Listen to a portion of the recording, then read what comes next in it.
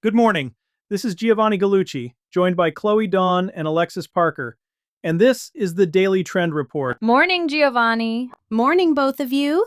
Good to be in the room. Alexis, how was the weekend? Ruby get her miles in? Twice around the loop, both mornings. Bluebonnets at White Rock are done for the year. Grass is still that early summer green that's about to turn. She doesn't care. She just wants the cooler bricks under her belly when we stop. That dog has better Mondays than most people. She does. What about you? You disappear all weekend. On purpose. Iced latte, errands, one shoot at the design district. Quiet. Quiet weekends are underrated. I spent half of Saturday going through trend reports for this morning. 5 LLMs again. 5 LLMs, 5 takes. And there's a lot of overlap. What's the through line? 3 sections today. First, outdoor lifestyle. And the overlanding world is in the middle of a quiet correction nobody's pricing in yet. Second, clean label food and beverage, where the prebiotic soda aisle just became the most consolidated battle in CPG. And third, content, social, and AI. LinkedIn and Instagram both rewrote the rules in the last 6 weeks, and most teams haven't caught up. Let's start outside. The number that anchors everything we're going to say in this section. Toyota 4Runner Q1 sales up 294% year over year. 33,244 units in a single quarter. That is a whole audience walking into dealerships. Ford Bronco at 31,197 in the same window. Both mid-size. Both mid-size. And Overland Expo West, the biggest event the industry has, picked a Nissan Frontier Pro 4X as their 2026 ultimate build. Not a Sprinter. Not a Sprinter, not an F-250, not a Power Wagon. A mid-size truck. When the expo picks the headliner build, that's signal. That's the industry telling itself what's next. On the record.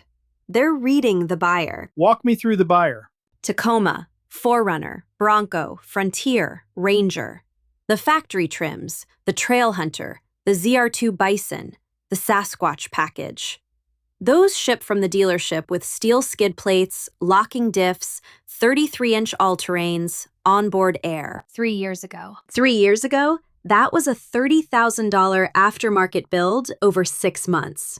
Now, it's a checkbox on the order sheet. So the entire aftermarket overland industry that was built on the customer who wanted to spend a year piecing together a rig, that customer is shrinking. Shrinking fast.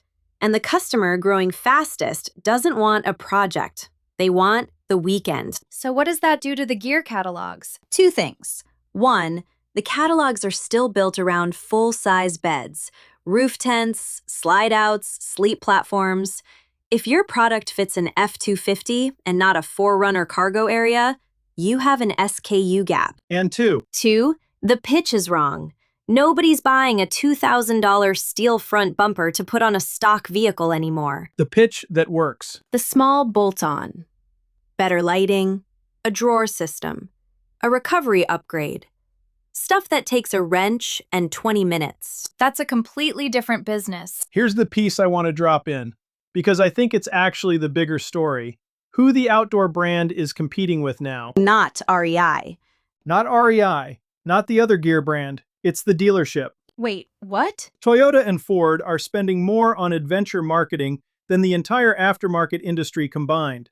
Their commercials look like Expedition Overland episodes. And they ship the kit installed. They ship the kit installed. That's a wild flip. The brand's still posting helicopter shots of a 6-figure rig at the edge of a Patagonia clifftop are talking to a buyer who left 2 years ago. The customer is at a Buc-ee's parking lot at 6 in the morning with a coffee, a cooler, and a Tacoma with 90,000 miles on it.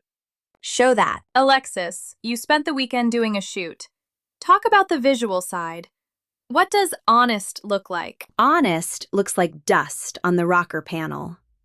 Honest looks like a folded blue tarp next to a camper shell. Keep going. Honest looks like the camp stove on the tailgate at sunrise with the keys still in the ignition because nobody's coming. That's the photo. That's the photo.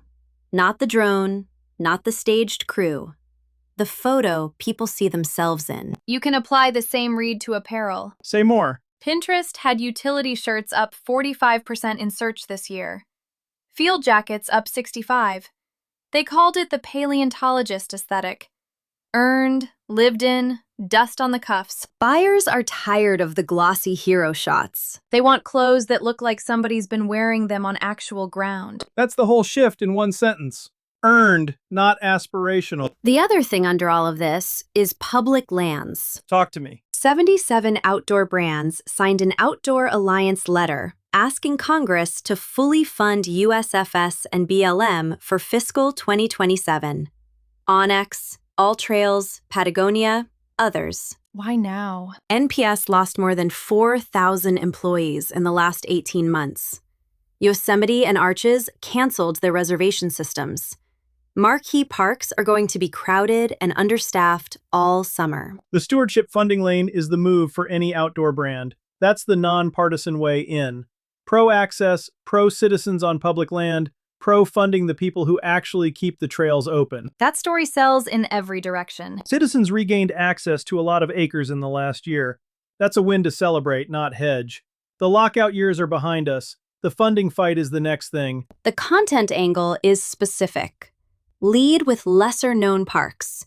State parks 2 hours from a major city. Names. Crater Lake, Black Canyon of the Gunnison, Great Basin, New River Gorge as the alt to Smokies, the named places, the Friday after work itinerary, the gas station details. That's what's actually outperforming the drone shot of Grand Prismatic content right now, by a lot. One more thing on this section. Go. The aftermarket play that's actually compounding.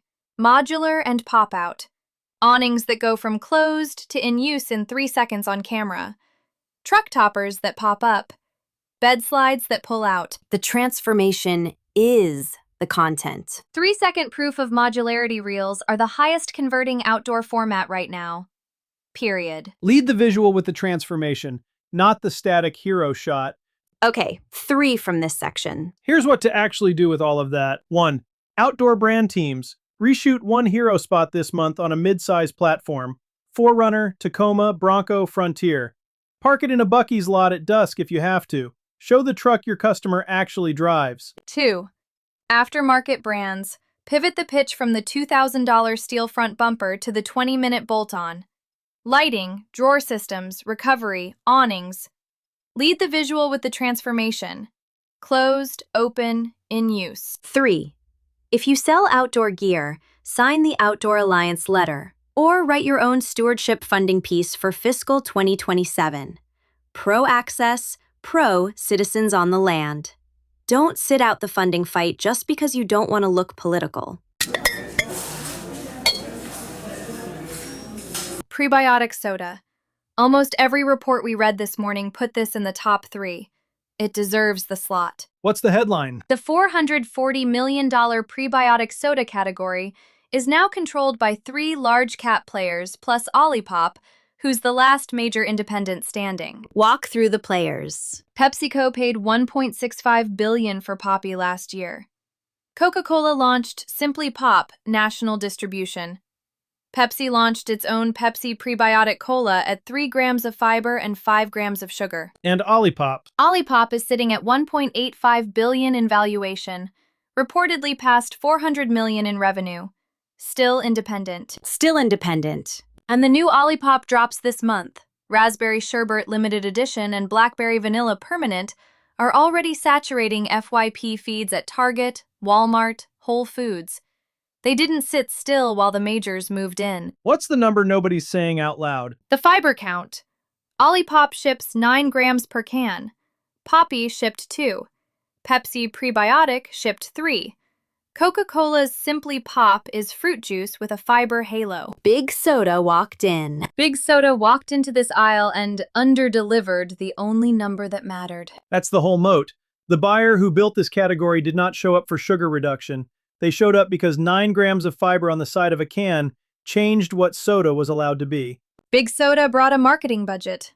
Olipop brought a formulation. Can Pepsi just add more fiber? Not without rebuilding the formula and the supply chain. Pepsi can outspend Olipop on every billboard in America. They can't add 6 grams of fiber to a can next quarter. What does that mean for the smaller indie brands in the lane? 2 real choices. Let's hear them. 1. The poppy lane. You're building a marketing brand designed to be acquired. You optimize for cap table, distribution, and exit timing from day one. And the other. 2. The Olipop lane. You're building defensible, functional IP and a founder narrative that compounds. You stay independent longer. You aren't optimizing for exit. You're optimizing for ownership. The trap. Trying to play both lanes. Ending up with a beautiful brand and a class action lawsuit on health claims you couldn't back up. Pick one. Commit. Move. And whichever lane you're in, the move this week is the side-by-side. Publish your label next to. Publish your label next to Olipop, Poppy, Pepsi Prebiotic, Simply Pop. Sugar grams, fiber grams, sweetener type, prebiotic source, calories. If you win on any line, lead with that line. Big Soda is forced to defend its formulations right now. That window doesn't stay open. And name the fiber source in plain English, right? Chicory root fiber. That reads cleaner than prebiotic fiber blend. The natural channel is rewarding literal naming and punishing engineered category language. Pepsi's soluble corn fiber is a defensible ingredient. It doesn't read like one. Use that. The bigger pattern under all of this. The indie brand builds a category. The big multinational either buys the loudest one in the lane or competes with it directly. Protein bars, energy drinks, sparkling water, now prebiotic soda. The functional beverage aisle is 2 years ahead of where seed oil-free snacks, prebiotic dairy alternatives, and fiber-first cereals are headed. Speaking of seed oils. The other story under this. Seed Oil-Free Alliance certified sales were up 216% in Q1 year over year. That's not small. 28% of U.S. consumers actively avoid seed oils. Major QSR chains have switched fryers to beef tallow. The Maha push is accelerating reformulation. What's the move for clean label brands? If you're already seed oil-free, put it on the front of the pack. If you're not, you need a transparent reformulation timeline before a TikTok takes it out of your hands. And cottage cheese. I keep seeing cottage cheese. Mulu just launched at Walmart with 18 grams of protein per half cup. In a half cup. Half cup. Good Culture took on private equity at a $500 million valuation. The cottage cheese hashtag on TikTok crossed 500 million views. 2 years ago. 2 years ago, this was boomer food, diet plate food. Now it's the protein platform eating into yogurt, eating into bars, eating into powder. What made that flip? TikTok recipe creators. They figured out you can blend it. Queso, pancake batter, ice cream, cookie dough, frosting, pasta sauce. Each format spawned its own recipe creators. Each creator brought their audience. The format compounded for 18 months. And the ingredient panel. 3 things on it. Real food, real protein. The creators could verify it themselves. The recipe creator beat the food critic. Every time. That's the whole lesson. Real ingredient stories beat functional claims. The brand didn't market its way in. The creators cooked their way in. The other thing the reports flagged, hyperlocal and heritage. 80% of U.S. consumers are looking for clean label and natural attributes on pack. The premium has shifted to founder story, geographic specificity, and traceable supply. What does that look like in practice? Put real names on packaging. The farm, the technique, the city, the town. National polish without a backstory is losing. The regional grower with one specific crop and a real name is winning. One more thing on this section. RFK Jr. just gave the whole clean label movement federal air cover. The first federal dietary guidance directing Americans to avoid highly processed food.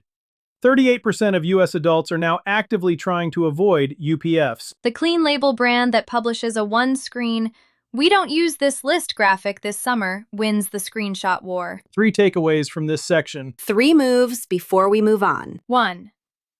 If you're a clean label F&B founder, publish a transparent label side by side this week. Your numbers next to the category leaders. Lead with the line you win. 2. Rewrite your front of pack to name your ingredient in plain English. Chicory root, not prebiotic blend. Beef tallow, not non-seed oil cooking fat. Literal beats engineered. 3. Anyone with a protein angle. Ship product to TikTok recipe creators, not food critics.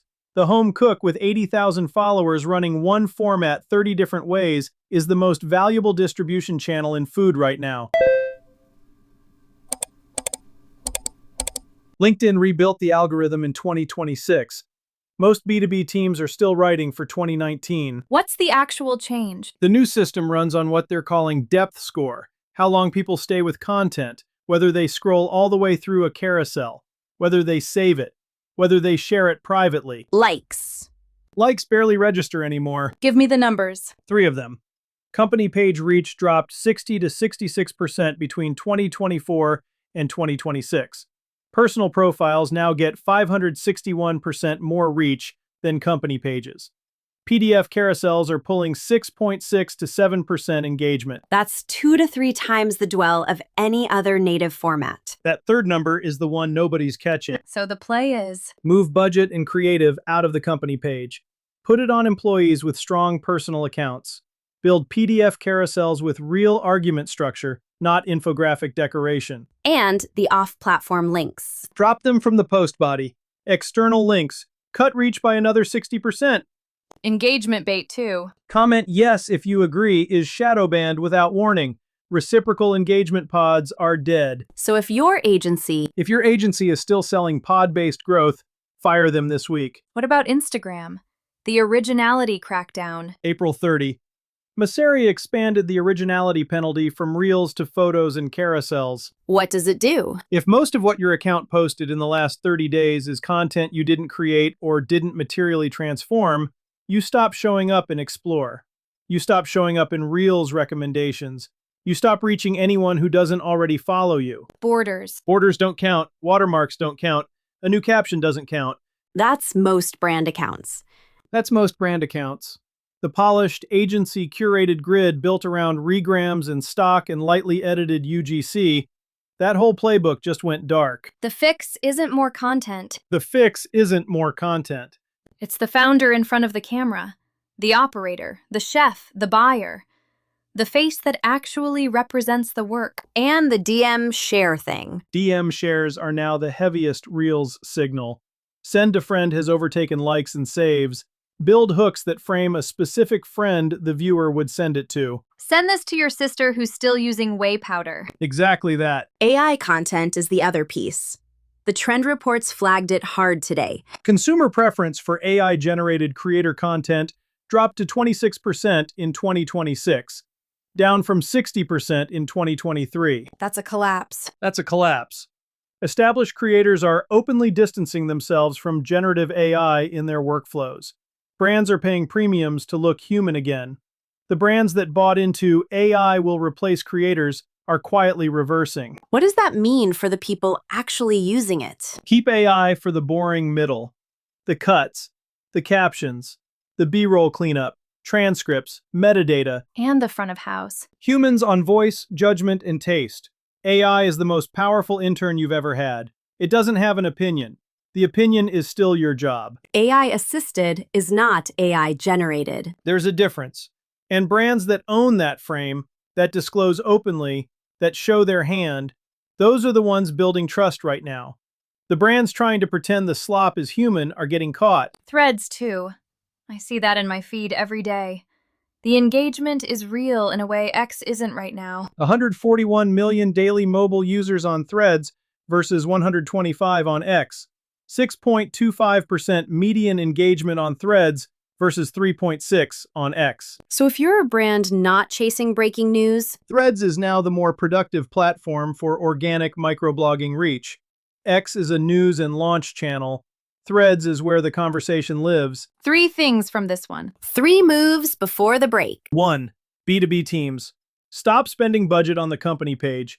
Pull 2 or 3 employees' personal LinkedIn accounts into the content pipeline this month and build them PDF carousels with real argument structure, not infographics, arguments. 2. Brand social teams on Instagram. Run a 30-day originality audit this week. If more than half of your last 30 days is reposted UGC or lightly transformed creator content, recut everything with founder voiceover by Friday. 3. Anyone using AI in production. Keep AI on the cuts, the captions, the B-roll cleanup. Put humans on voice, judgment, and taste. And disclose openly. AI-assisted, not pretending to be human, is the trust position right now. That's the report for today. I'm Giovanni Gallucci. This is what GallucciNet does for a living, building the AI-assisted content pipelines that actually ship for outdoor lifestyle brands and clean label CPG. Same pipeline that produced this episode. Voice cloning, content systems, daily and weekly research workflows, the engagement layer underneath the brand handle. And the thing you keep telling people. This stack doesn't replace your taste, it amplifies it.